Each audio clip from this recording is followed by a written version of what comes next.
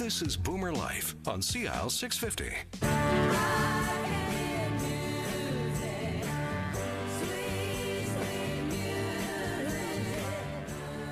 And welcome back to Boomer Life. I'm Zach Spencer with a NexGen hearing, and our registered audiologist expert today, Dr. Ted Venema, is talking about hearing aids. We talked about tinnitus, and how it greatly affects people with that issue. People with age-related hearing loss, maybe exposure to loud sounds through their life has affected their hearing. I just want to go quickly over having somebody in your family who is suffering from hearing loss and they're in denial. You must get this all the time. So what's your advice to the other family members that want to get dad or mom or whoever in to get their hearing checked?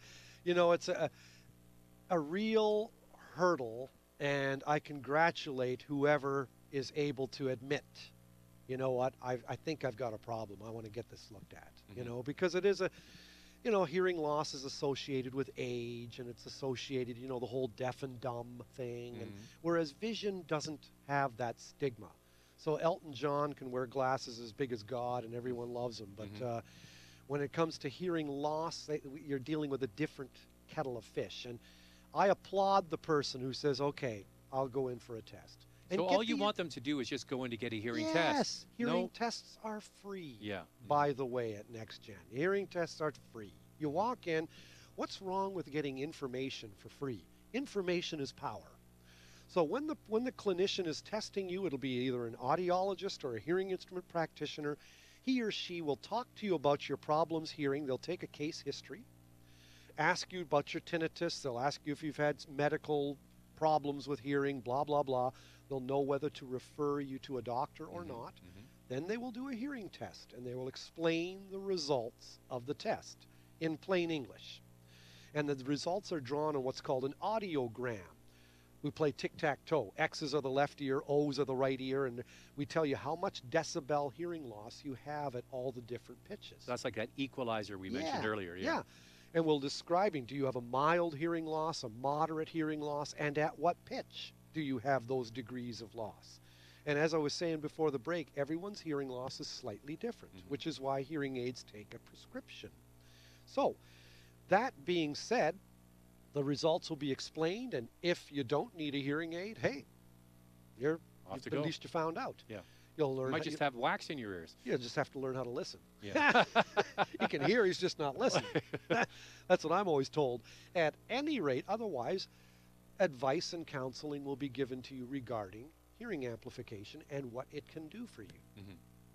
So when someone comes in and they find out that, yes, they have some hearing loss from a wide spectrum, and they want to rectify that, they're at NexGen hearing, and they need to get a hearing aid. So you must have the Chevrolet approach and the Cadillac approach, right? And everything in between. There's that with almost everything. So can you kind of explain what you get with the sort of entry-level hearing device, and then when you get the Cadillac version? Okay, first of all, people usually buy hearing aids in pairs. Okay, due to age, one ear isn't going to be much different than the other. Both ears turn 65 at the same time. So unless you're in some weird other type of dimension. At any rate, one pill makes you larger. And, this is Boomer Life. We could talk about stuff like that. So at any rate, so then the person will probably be advised to buy a pair of hearing aids because only Colonel Klink wore a monocle, okay? And generally, you're looking at I know nothing. I know nothing. Major Hochstetter. So you'll be advised about gold, silver, or bronze, essentially, because hearing aids come in different cost levels, and it depends on a bunch of things. It depends on your needs as a person, your hearing levels, and your pocketbook. And basically, every person's a whole person, a unique gestalt, as we say, a whole thing. And so the idea of a clinician's advice is to match you with the most optimal pair of hearing aids for your particular needs. Okay. So what kind of features would you get with the bronze versus the gold? Okay. They differ in how well they work in background noise. So your entry-level hearing aids will be nicely sculpted. The sound will be nicely sculpted to match your particular hearing levels across the frequencies. And you'll have a simple noise reduction algorithm, as we say in digital language. And your equalizer that I'm pointing at underneath the table here might have about 4 channels, okay? A couple in the bass and a couple in the highs. So it will be a non-sophisticated device, but for someone who's living in a nursing home and who's not out there in business meetings and needs, not in the thicket of life that way, simple devices will be appropriate. So the analogy I like to use in the car business, you might have a 4-speed automatic versus an 8-speed automatic, right? Exactly. There you go. Yeah. So what do you get with the gold level? What can that do for you? Well, those will wake you up in the morning and make coffee for you. Okay. Those are actually those hearing aids will actually talk to each other.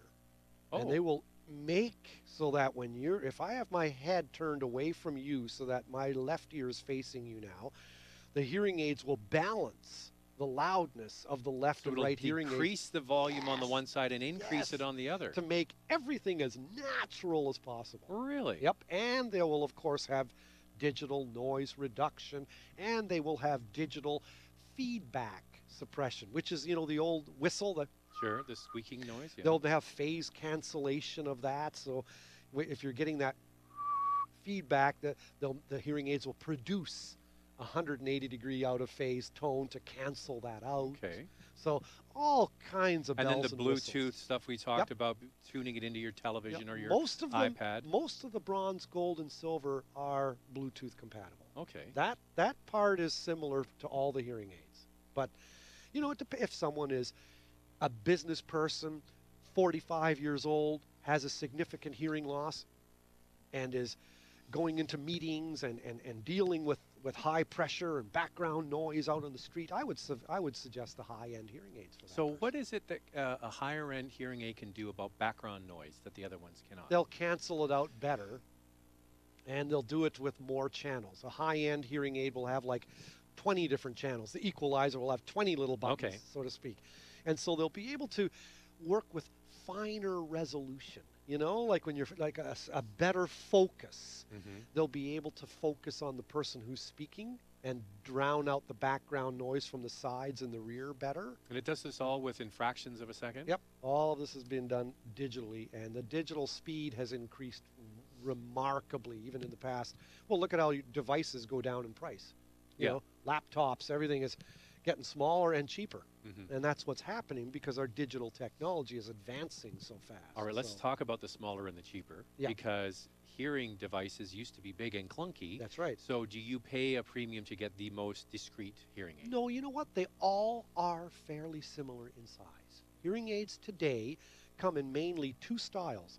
There'll be the completely in canal, CIC.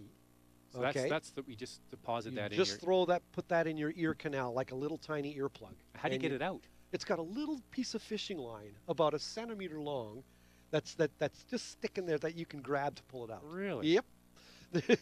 You don't get that confused with the hair sticking out of your ear, because that's something that also comes with age. Yeah, in men, especially.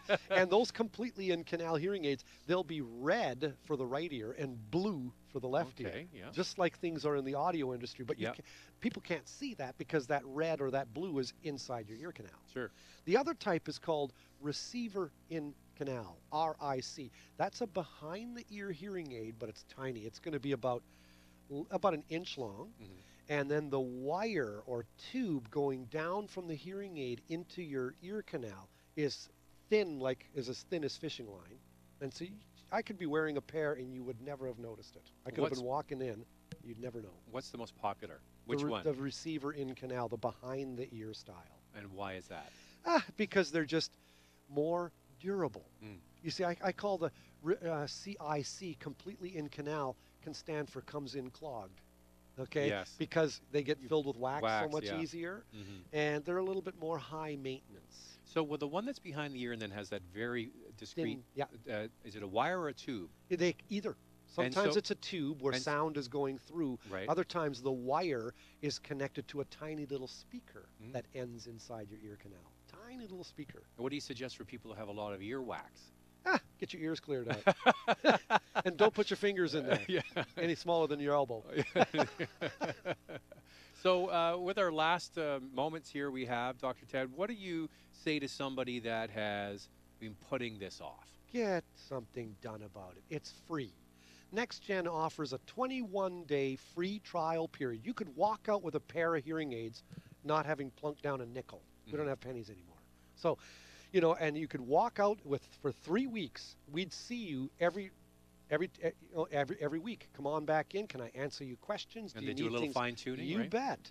And only at the end of 3 weeks would you make a decision whether you wanted to buy the hearing aids or not. And if you decided you like to buy them, you still get an additional 69 days. So last time I looked, 69 and 21 was 90. Sure. So you're getting like, and you've got an additional 69 days whereby you can continue wearing the hearing aids. And if you've decided you want to return them, you can for a full refund.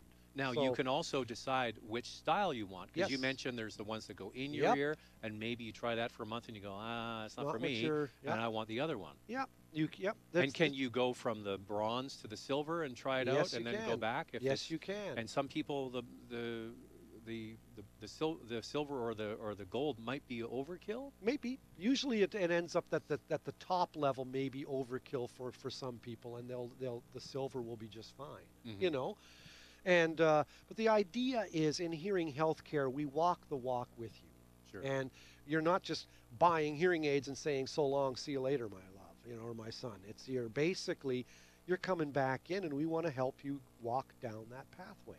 Now, there were some changes with NexGen Hearing.